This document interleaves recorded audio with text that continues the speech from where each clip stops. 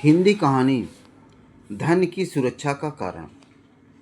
ये गोनू झा की कहानी है।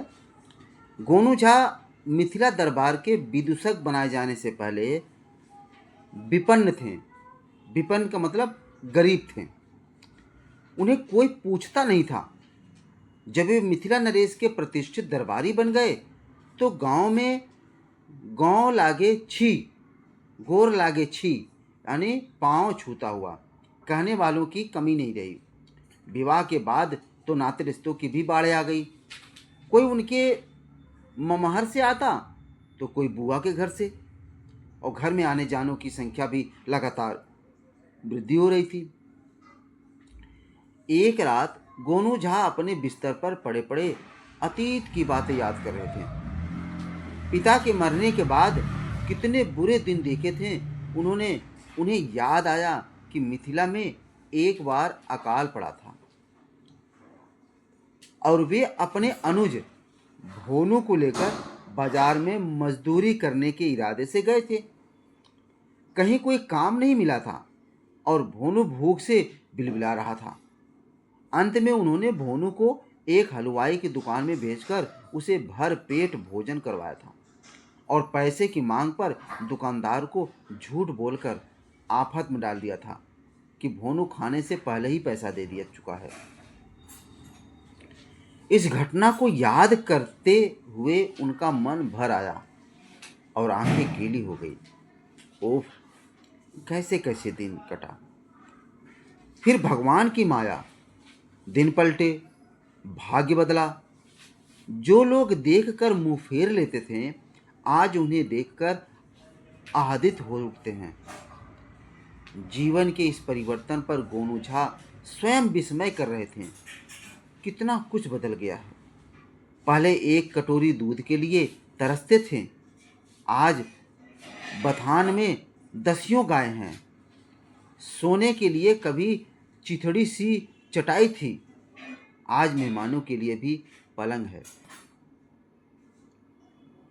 अतीत के चिंतन से गोनू झा को लगने लगा कि आज उनके पास पैसा है, इसलिए उन्हें लोग पूछते हैं या पूछने आते हैं। जब वे आर्थिक विपन्नता से के शिकार थे तो कोई बासी रोटी भी देने के लिए तैयार नहीं था। समय कितना बदल गया है। फटी हुई धोती की जगह आज चकचक रेशमी धोती में वे निकलते हैं। दरवाजे पर गाय, बैल, नौकर, चाकर क्या नहीं है उनके पास। आखिर यह सब तो पैसे के कारण ही। बाप बड़ा न भैया, सबसे बड़ा रुपया। यह सब रुपये का खेल है, चांदी का चमत्कार है। इसी चिंतन में गोनू झा की रात कट गई। सुबह से देर तक सोते रहे। पत्नी ने जब उन्हें जगाया तब दिन चढ़ाया था। जगने पर भी गोनू झा अनमने से दिख रहे थे। न दरबार जाने की हड़बड़ी थी, न आम दिनों की तरह बात बात पर पंडिताइन से चुहल करने की सोखी। पत्नी ने जब पूछा कि तैयार कब होंगे, दिन चढ़ाया है, दरबार नहीं जाना है क्या, तब बहुत ही उदास स्वर में गोनू झा ने उत्तर दिया, नहीं, आज कुछ भी करने का जी नहीं हो रहा है। और वे भी फिर से बिस्तर पर लेट गए। पंडिताइन आई, चिंतातुर होकर, नेह से भरकर गोनू झा का ललाट छुआ और यह देखने के लिए कि क्या गोनू झा को बुखार तो नहीं है। गोनू झा ने प्यार से अपनी पत्नी का हाथ पकड़ लिया। बोले, नहीं नहीं, बुखार नहीं है। फिर उन्होंने पंडिताइन से कहा, एक बात बताओ, यदि मेरे पास यह धन दौलत और सुख सुविधा नहीं होती तब भी क्या तुम मुझसे इतना ही प्यार करती। पंडिताइन अवाक रह गई। अरे, ये क्या बात ले बैठे, कहीं किसी ने कान तो नहीं भर भरे इनके। चुगली लगाने वालों की तो कमी नहीं है ना। घर में ही तो कितने हैं जलने वाले। मन में इस तरह की उठती आशंकाओं को दबाते हुए पंडिताइन ने कहा, आप कैसी बातें कर रहे हैं? जन्म जन्मांतर का संबंध है हमारा। आपके मन में यह सवाल क्यों आया कि आप अपनी तुलना धन दौलत से करने लगे?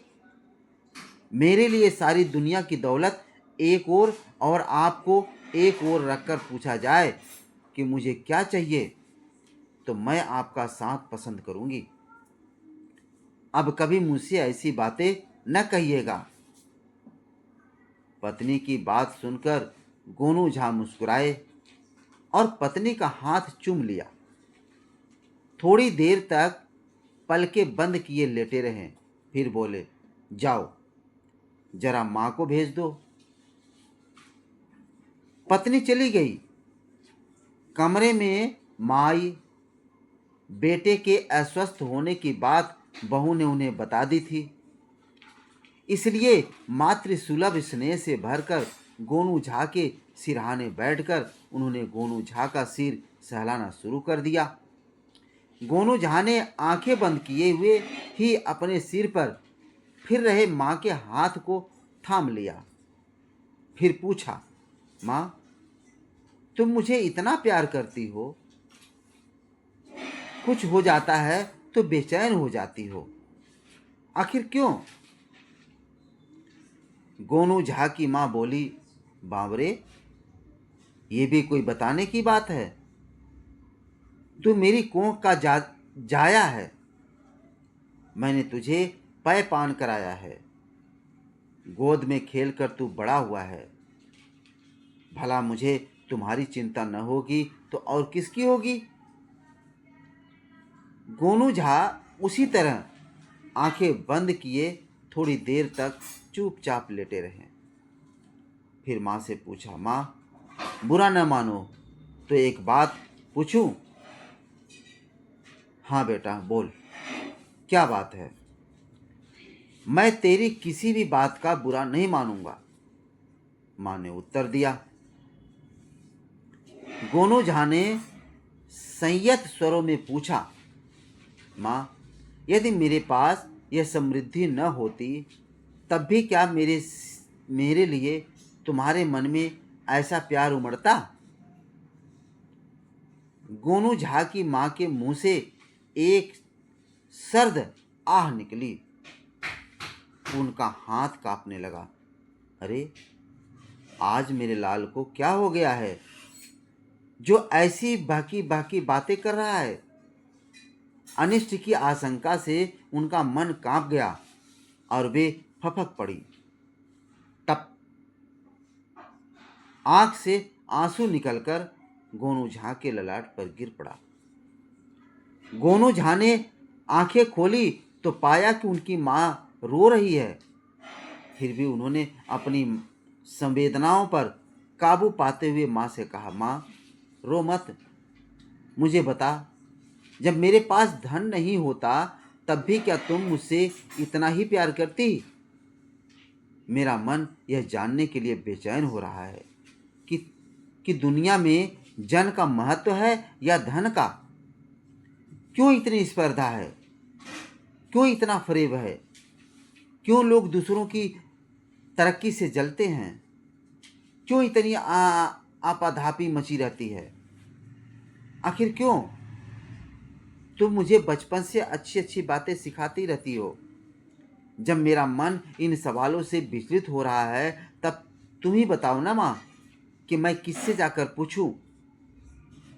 मेरी जन्मदाता भी तुम ही हो, ज्ञानदाता भी तुम ही हो। तुम्हारे सिवा मेरा गुरु कोई दूसरा नहीं है। गोनू झा भावातीत में बोलते गए। मां की आंखें फिर भर आई। अपने पुत्र के हृदय में उनके प्रति जो मान था आज पहली बार इस तरह प्रकट हुआ था। उन्हें लगा कि गोनू आज भी बच्चा है। उनका प्यारा लाडला दुलारा बच्चा स्नेह से गोनू झा के बालों को सहलाते हुए बोली, बेटा, मेरे लिए अब धन का क्या मोल है। तू है तो संसार है, तेरी खुशियां देखते देखते ही आंखें बंद हो, यही अरमान लिए जीती हूं। फिर वे गोनू झा के सिर को चूमते हुए बोली, बेटा, इस तरह की बातें मत सोचा कर। इस तरह की बातों से विरक्ति पैदा होती है। अभी तू जवान है, जीवन के रंगों में रम। मत सोच मेरे लाल, कुछ मत सोच। गोनू झा थोड़ी देर तक बिस्तर पर लेटे रहे, पलके मूंदे, माँ के स्पर्श का सुख प्राप्त करते रहे। थोड़ी देर बाद उन्होंने कहा, जाओ माँ, आराम करो, मुझे कुछ नहीं हुआ है। हाँ, जरा भोनू को भेज देना, काम है। माँ को लगा गोनू झा पर उनकी बातों का असर हुआ है। वे संतोष से उठी और भोनू झा को भेज दिया। भोनू झा को भी जानकारी मिल चुकी थी कि आज भैया का स्वास्थ्य ठीक नहीं है, जिसके कारण वे दरबार नहीं गए हैं। माँ ने जब उससे बताया कि जाओ, भैया बुला रहा है, तब भोनू झा तेजी से गोनू झा के पास आया। गोनू झा की आंखें बंद देखकर उसने सोचा, भैया शायद सो गए हैं। ऐसा सोचकर वह गोनू झा के पाय ताने में जाकर बैठ गया और धीरे धीरे उनके पैर दबाने लगा। गोनू झा ने बिना आंखें खोले भोनू झा से पूछा, भोनू, मेरे भाई, एक बात बता, यदि तुम्हारा भैया इतना संपन्न नहीं होता तब भी क्या तुम मुझे इतना ही सम्मान देता? भोनू को लगा कि भैया को बंटवारे वाली बात शायद आज भी मन में बैठी हुई है। एक बार वह रूपलाल के बहकावे में आकर घर का बंटवारा करा लिया था, लेकिन यह तो भैया ही थे कि समझदारी से रूपलाल की चालों को मात दे दी थी और घर टूटने से बचा लिया था। भोनू झा का मन ग्लानि से भर उठा। उसने गोनू झा से कहा, भैया, पुरानी बातों को भूल जाओ।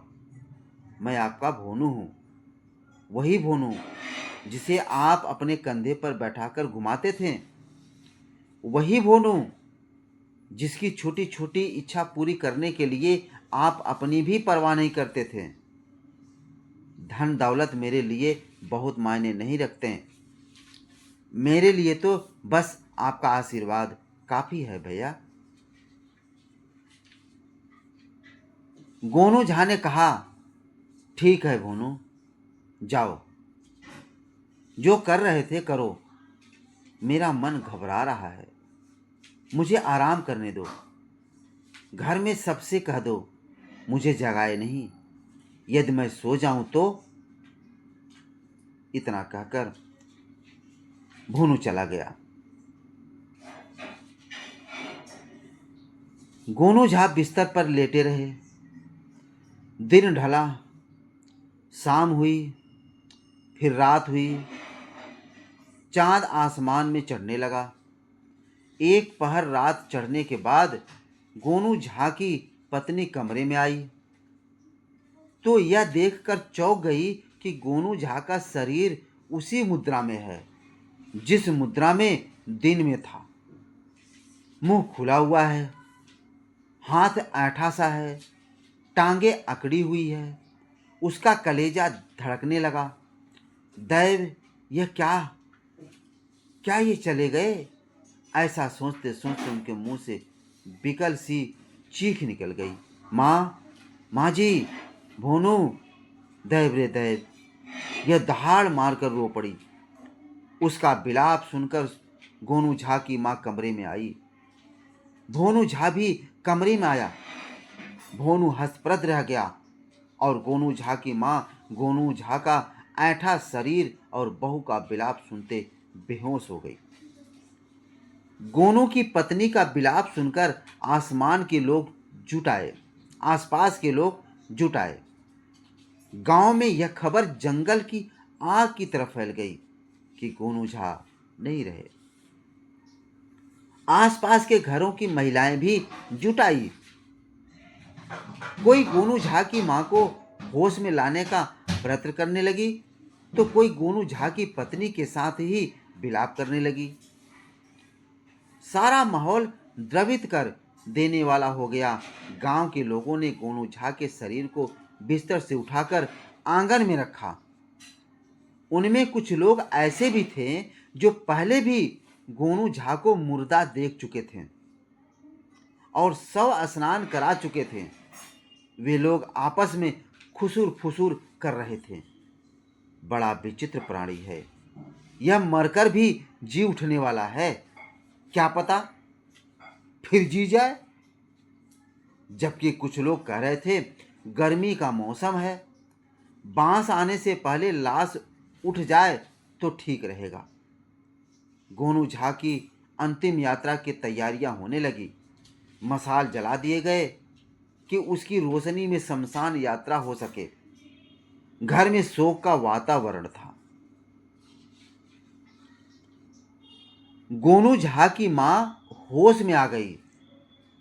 गोनू झा की मां होश में आ गई थी और वे गांव की वृद्ध महिलाओं के साथ विलाप कर रही थी।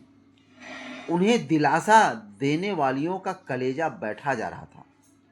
गोनू झा की पत्नी छाती पीट पीट कर करुण स्वरों में रुदन कर रही थी।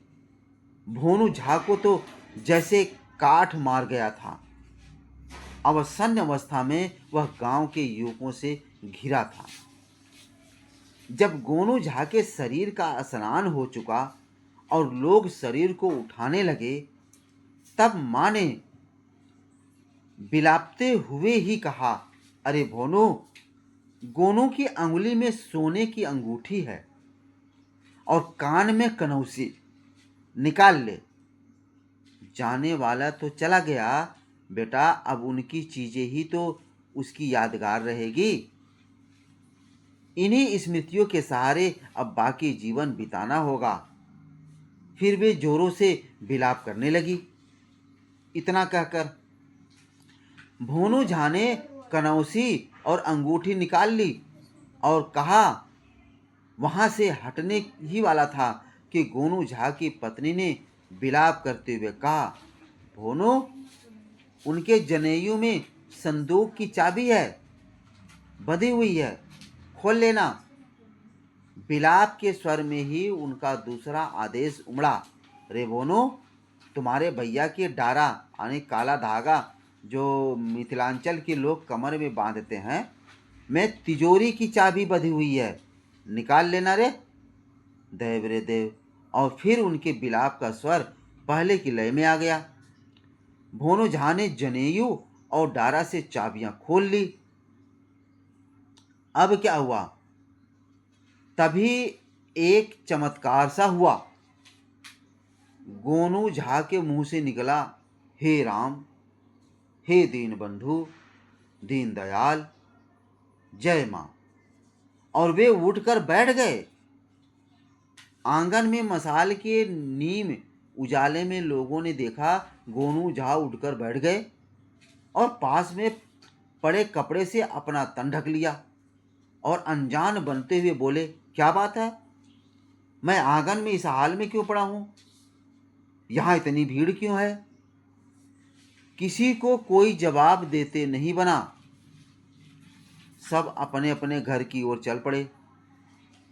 आपस में इस चमत्कार के बारे में बतियाते हुए गोनू झा को जीवित देखकर उनकी मां और पत्नी का विलाप थम सा गया।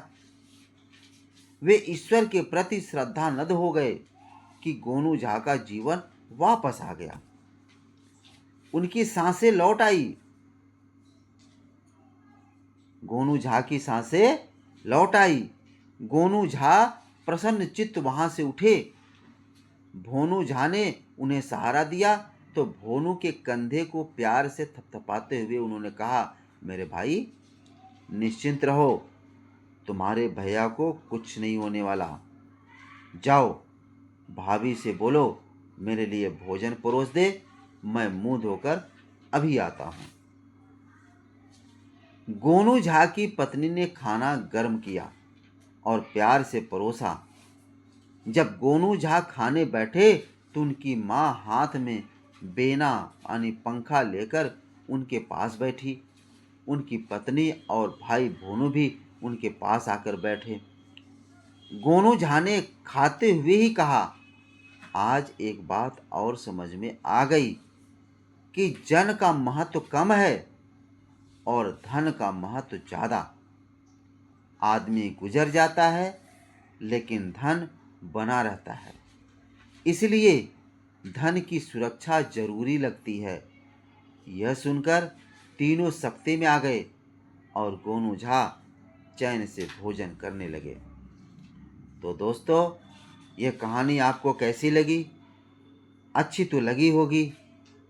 इस चैनल को सब्सक्राइब जरूर करें और अपने दोस्तों को इस कहानी के बारे में बताएं और शेयर जरूर करें। धन्यवाद।